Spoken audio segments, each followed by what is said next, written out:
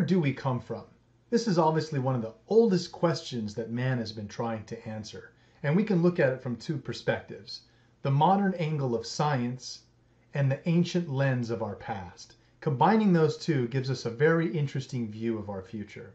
So today we're going to look at some of the scientific norms for understanding where we come from a very high level, and then curtail that into some of the information about some of the ancient sources of information, specifically looking at one of the biblical tales that comes out of ancient Iraq called the Sumerian cuneiform scripts. Now, there are obviously many different creation tales from the biblical side, whether you look at the Hindu tales, the Mayan tales today, or even North American tales. But today we're going to be focusing on ancient Iraq's biblical tales.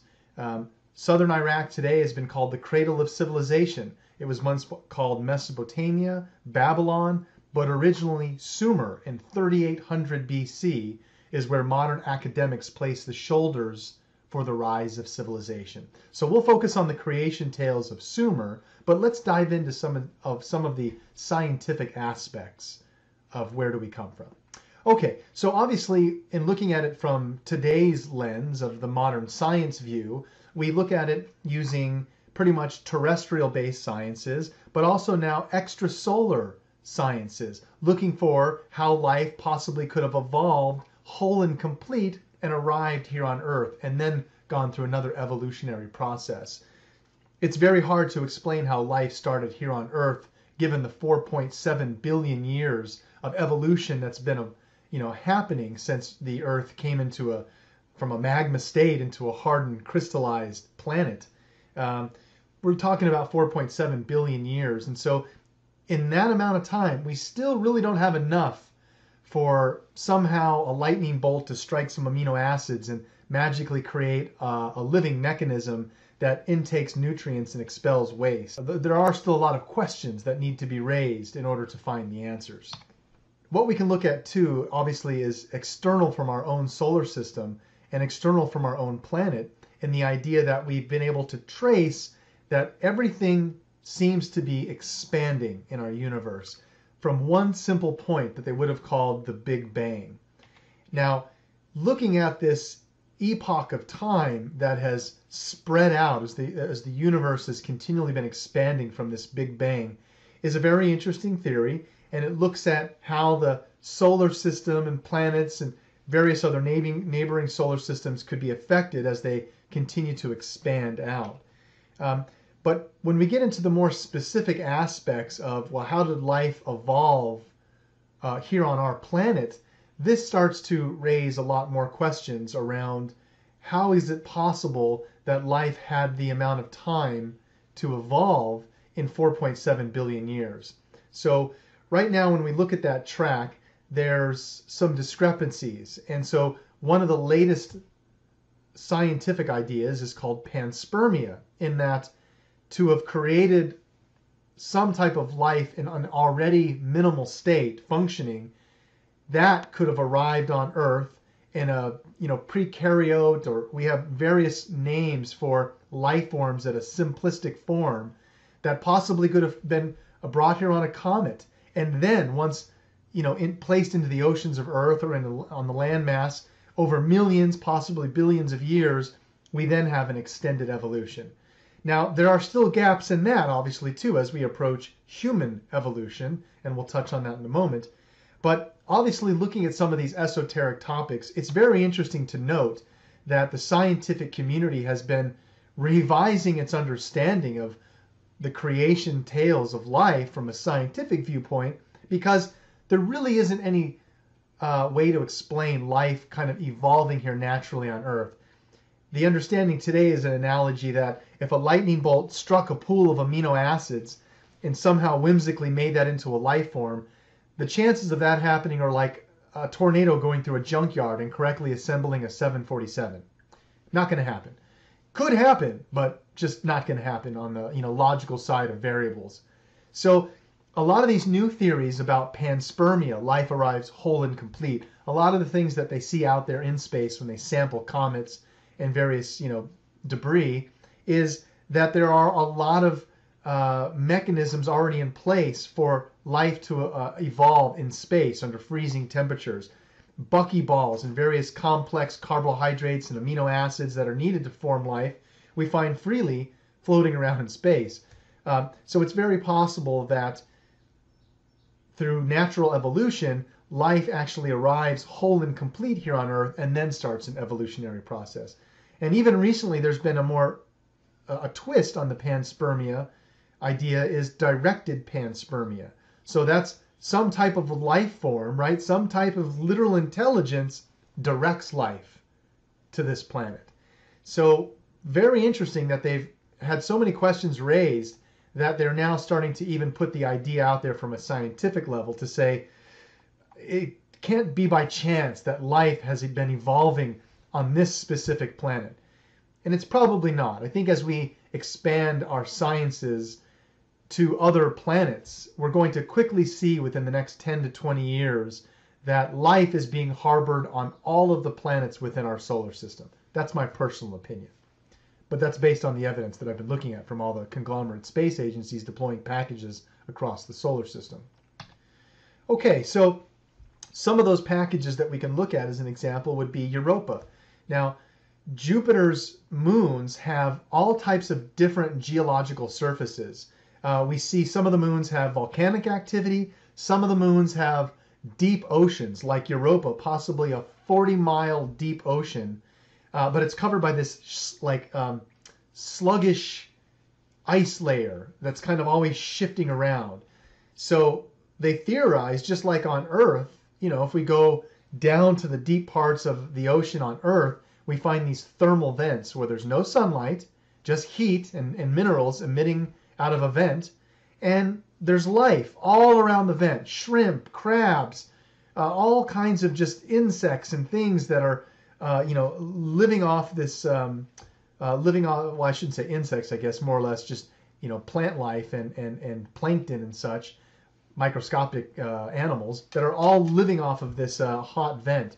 So the same idea applies that if we were to go to Europa and pierce through this ice layer, we might be able to find also thermal vents on Europa and life thriving at these locations. So there's really going to be a lot of opportunities for us to look at planetoids, comets, asteroids, various things that are in abundance in our solar system. And as we deploy more space packages, drones, and craft actually piloted by people, we're going to study more of these debris and comets, start to mine asteroids.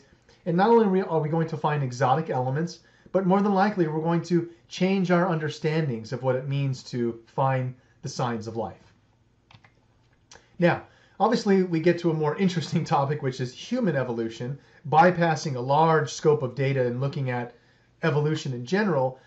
There are so many questions that still need to be raised about just how did we get here? And really, that's the more important question.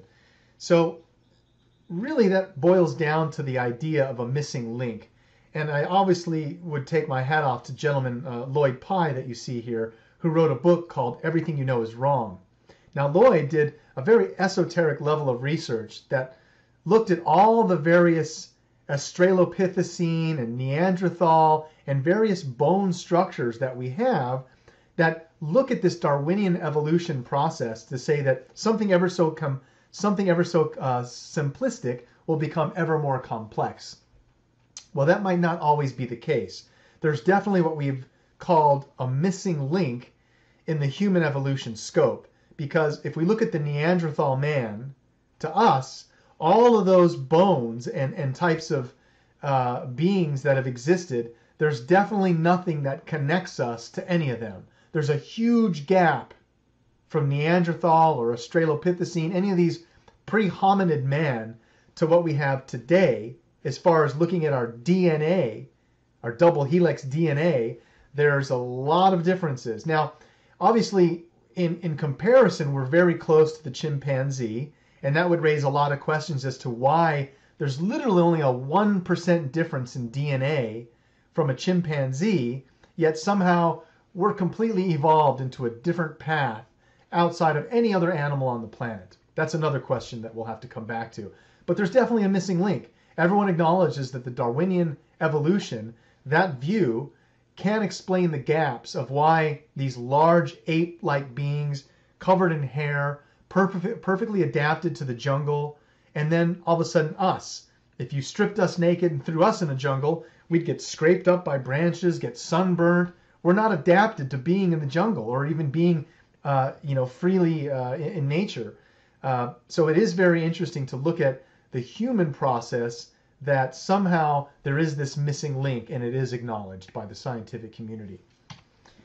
Now, when we start to go down this path and realize, well, all right, where is the oldest civilization that we have? Where does the first signs of high civilization and culture show up?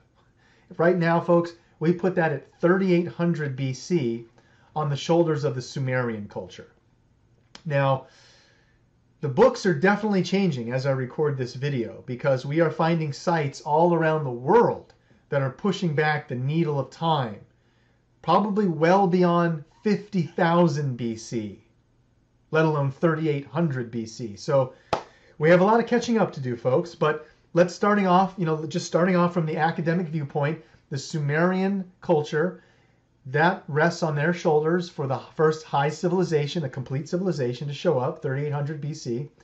And really the Sumerian culture is fascinating from two perspectives. One, they have a wealth of information. They literally created over 100 of the firsts needed for a high civilization that we still use today. But two, they have all of the modern biblical tales of Noah, the Great Flood, Adam and Eve, all of the great tales that we have in the King James English version of the Bible can be traced back through the Hebrew versions, through the Akkadian versions, to what you're going to see today in the Sumerian cuneiform scripts, the biblical tales for the origins of our modern day King James version of the Bible. So pretty interesting information, because these artifacts still exist and are a much more condensed story rather than the consolidated stories we have today. Okay, so what we're talking about is this fertile strip of land here, which was once called Sumer, right between the Tigris and Euphrates rivers here, this fertile strip of land. And what we found in this area are thousands of tablets and cylinder seals, which you see here, and many types of artifacts, from figurines and jewelry to actual physical locations like the city of Ur, which we thought was a mythical place, but no, it's real. So the Sumerians had a very ingenious way of having this system of writing. And we think we're complicated with our 26-letter alphabet. The Sumerian cuneiform script consisted of over 400 characters. So they had this system of writing where they would use an oversized screwdriver and turn it and twist it in the wet clay to make the symbols that you see here. But they also had cylinder seals, where they would reverse carve images, scenes, onto a curved surface. Scholars today still don't know how they did this. They would reverse carve an imprint so that when you would roll it over wet clay, it would leave the positive imprint. So they were able to disseminate pictograms with actual texts, kind of like an ancient newspaper, if you will, quickly throughout the town. And they had an unbelievably complex math system. They used two numbers, 6 and 10, to form a sexagesimal system. And they could essentially divide into very small sizes, very large sizes, very interesting geometric shapes.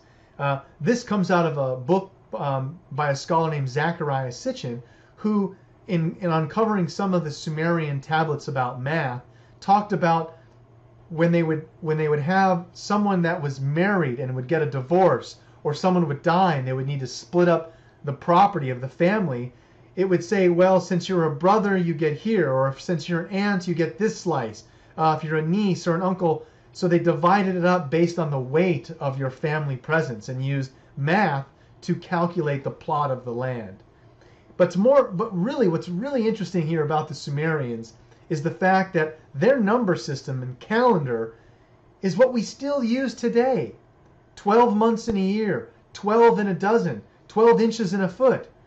All of this information are derivatives of their base math of 60. They were the first ones to even give 360 degrees to a circle.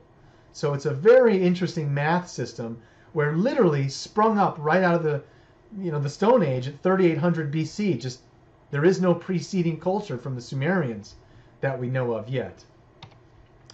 Okay, so really, again, one of these scholars that I highly recommend to dive into our origins is Zecharia Sitchin. Now, Zecharia Sitchin has been publicly chastised for his research, and he passed away, unfortunately, a few years ago at the age of 93.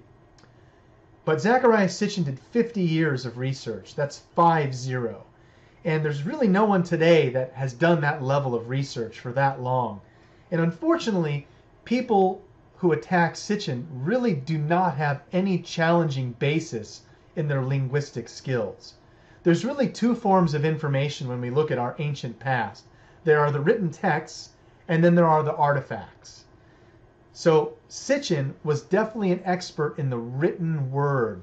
And anyone who challenges Sitchin on the written word should really have a basis to challenge him in. And there's a lot of scholars out there today writing books or throwing up websites trying to challenge Sitchin, and they really have no basis in their education because they're challenging Sitchin from the wrong viewpoint. He is a linguistic master, and you would need to have the right credentials and background and that time in the field to get anywhere near the type of research he's presented. So Zecharia Sitchin wrote a book called The 12th Planet, and then spawned out over, I believe it's 10 or 11 books in something called the Earth Chronicles series, where you can really see how all of this information from these ancient times, when it appears man was interacting with living gods and living more peacefully with the earth, all of this information was recorded from cultures around the world and seemed to be sharing in a global epoch of a much more interesting time than what we have today, being disconnected from our spirituality or from these ancient gods that all the cultures seem to speak of. But again, focusing on the Sumerian culture, Zecharia Sitchin was one of the first to bring out some of these creation tales that are written in this ancient Sumerian text called cuneiform script and show the parallels of this information to our modern day Bible as possibly the original stone tablets telling this story. Pretty heavy. Now, what we have in the form of these tablets are usually on semi-precious stones, but as I mentioned, they would also turn it and twist it on wet clay, and then put that clay tablet into a stove, literally keying that phrase, writing in stone. So they had several artifacts that would display sometimes pictographic information, but also sacred information. And there were astronomer priests that would only hand down this information to other priests as sacred information. These as stone tablets, for instance, talk about the zodiacal breakdown of our heavens, the 12 symbols that make up a celestial clock of time. We call it the 12 houses of the zodiac. The Sumerian culture was one of the first cultures that actually utilized this astronomy-based calendar system. Just like we now know many cultures, over 30 in fact, used a very accurate astronomy-based calendar system of time. Mayans, Hindu, ancient Egypt, Sumer, all around the world utilized this ancient time by watching the movements of the heavens and using the 12 constellations of the zodiac as a grand celestial clock. Obviously, we'll come back to this topic. Now, several of the tablets seem to describe and give the same references to where these beings came from that were interacting with the Sumerians. The Sumerians gave a word for these beings that was Anunnaki, and the term Anunnaki simply meant those who from heaven come to earth. They were always symbolized with a winged disc, or symbolized with having wings. And this predates Christianity by at least 4,000 years. Hebrew versions of angels and the watchers and the fallen ones and the Nephilim, again, thousands of years even before these stories. So we'll circle back to the topic of the Anunnaki, but what's obviously key to the Sumerian information is that they recorded the movements of the heavens, sometimes over hundreds of years in certain scales, And this was all sacred information. They could literally tell you 50 years in advance on one specific day when there would be a lunar eclipse or a solar eclipse. So they monitored the movements of the heavens in a very religious way and recorded this information as sacred data. We have several tablets that come out of the Sumerian culture that speak of our outer planets in our solar system, the distance between our outer planets, what the outer planets even look like in space, calling Uranus and Pluto Mosh Sea, bluish green. Now, we weren't able to confirm any of this information until the late 70s and 80s, when we sent Galileo and Voyager, our space probes, to the outer planets and finally took color pictures. And wouldn't you know it, it confirms the Sumerian descriptions from thousands of years ago. So obviously they had very accurate astronomical data. How? Now, again, this was sacred information. So a lot of this information was recorded from an actual priest sitting in front of an Anunnaki. There would be a scribe, someone who could read and write cuneiform script, that would sit there with the priest and would record all of this information in front of one of these gods, one of these Anunnaki. And we literally have thousands of these tablets still in their original form today in museums around the world. Now, some of these tablets get into some very interesting topics. This one, for instance, even though it was badly damaged, we're going to focus on just this section here. What this section talks about really should raise a lot of questions. It talks about the path that these Anunnaki took from their mountainous planet to get to Earth. And they literally talk about they had to pass by 1, 2, 3, 4, 5, 6, 7 planets before they arrived at Earth. And you can see words on the side here. High, high, high, vapor, clouds, rocket, rocket, pile up, mountain, mountain. How is this information on a stone tablet that's at least 3,000 years old? So this really raises a lot of questions. And if you think of the idea that they said they had to pass by 7 planets before they got here, again, we can start to look at some of this as astronomical data, and we'll circle back to that. It's a funny concept to think about that we're actually on the 7th planet, that sacred number 7. If you're coming from outside our solar system in, Earth is the 7th planet, not the 3rd rock from the sun, counting the other way. Okay, so really what I want to focus on here is this next part, which is the Anunnaki. And we understand that there are many cultures around the world, not just the Sumerians and their understandings of these Anunnaki. Even the Hindus talk about Krishna and various other gods that were a part of everyday lives of people living in our past. Let's call it the 3000 BC era. So what we have are, in more modern times, translated, consolidated versions of these stories where we have beings that are angelic with wings and have a glow. Well, where does this information really come from? And where exactly is heaven? All cultures just say that they came from the skies. Well, let's get more specific. The Sumerians were very specific in saying that these beings, the Anunnaki, literally had the power of flight. And they depicted them always in this type of a winged craft. Now, there were no hot air balloons. There were no glider planes. The only thing flying at the time in 3000 BC were birds. So the only way they could convey flight was to use a natural, no technological reference, a natural reference. They would give it wings. But you can see here, even the wings don't quite look like wings. They're more a symbolic reference. Now, we can see that this Anunnaki is coming down to meet a Sumerian king.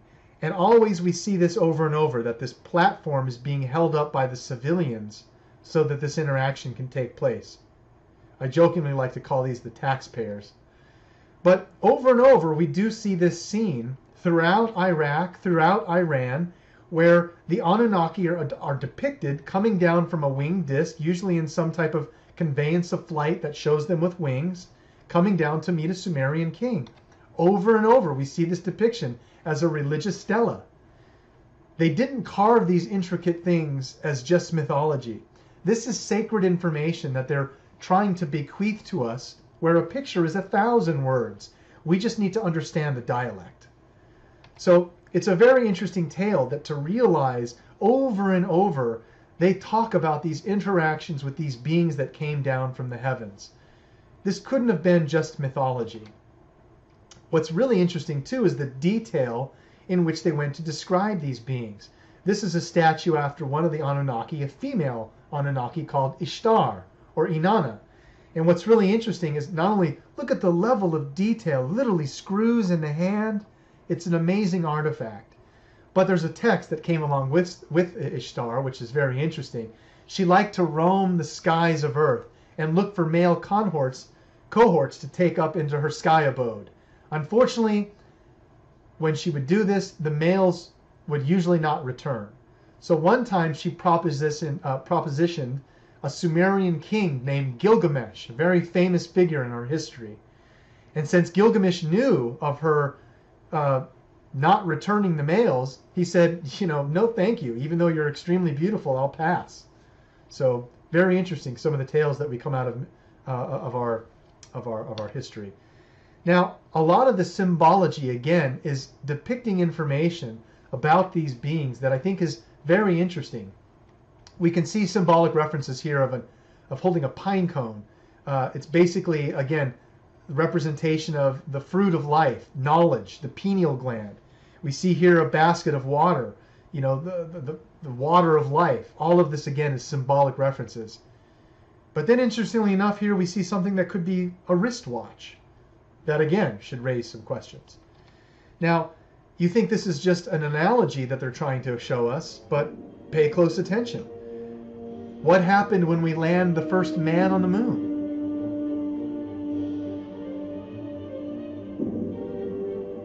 Big shadow. More forward, just into the right a little. 30 seconds forward, just. We copy you down, Eagle. The Eagle has landed. The Eagle has landed. Now, what an appropriate choice of words. If we were to look at this symbol 6,000 years from now, do you think that they are going to say that we were landing birds on the moon? No. More than likely, they're going to understand that we're saying we had the power of flight. And that's exactly what we see when we look at these Sumerian descriptions of the Anunnaki and realize that what they're showing us is a being that literally had the power of flight. And over, we see these references coming out of ancient cultures.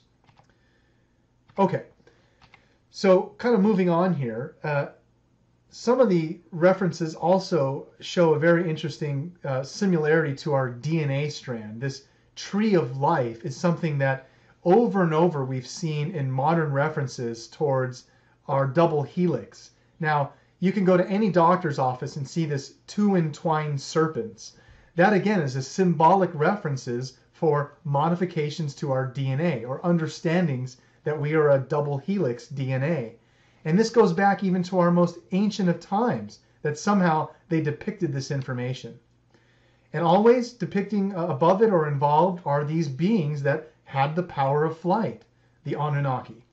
So it's a very interesting tale that, around the world we have these various depictions of what appear to be scenes over and over of man interacting with these beings, the Anunnaki. And these are tablets that are found in the British Museum, in the Louvre, in Turkey, around the world. There are cylinder seals where mainstream science has these on display and is translating what we see here from a very basic and high level. But modern academics is not willing to, they pretty much have drawn a line in the dirt. And anything that talks about these beings, the Anunnaki, coming down and having interactions with man, this is all mythology. It's made up, is what they say. I don't think so, folks. I think what we're looking at here is a very deep level of very high esoteric sacred information that we need to decode. Now, we don't look at the ancient languages and pictograms the same way that we do today. Think of a lot of these symbols as acronyms, like FYI means for your information, CIA, Central Intelligence Agency. But when you see CIA, you instantly know it's an acronym.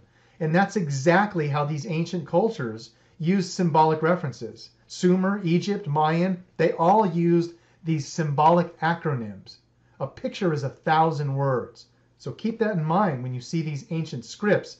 Sometimes this scene is actually meant to display a much more intricate wealth of information than just one simple meaning. Now, again, look at the detail and intricacy and design that they went into these artifacts, the colors and things, and always this prominent winged disc. This really does raise a lot of questions. We have to wonder why around the world at the 3000 BC era, whether it's the Hindu god Krishna living at the city of Dwarka, as we've talked about, or the Sumerians interacting with their living gods, the Anunnaki. Something took place well in our past that we are now disconnected from, and we must find out why. Now, again, some of these tales that we have in the English version of the Bible talk about, for instance, the 7 days of creation. Well, in Sumerian, there are actual 7 physical tablets of creation that give you a much more elongated tale of about how we come into existence. And this is really crucial information, folks, because just like the Bible says today, there were once giants upon the earth, we as ancient explorers need to look into our past at many of the ancient cultures, many of the ancient sites, and truly discover where we really do come from.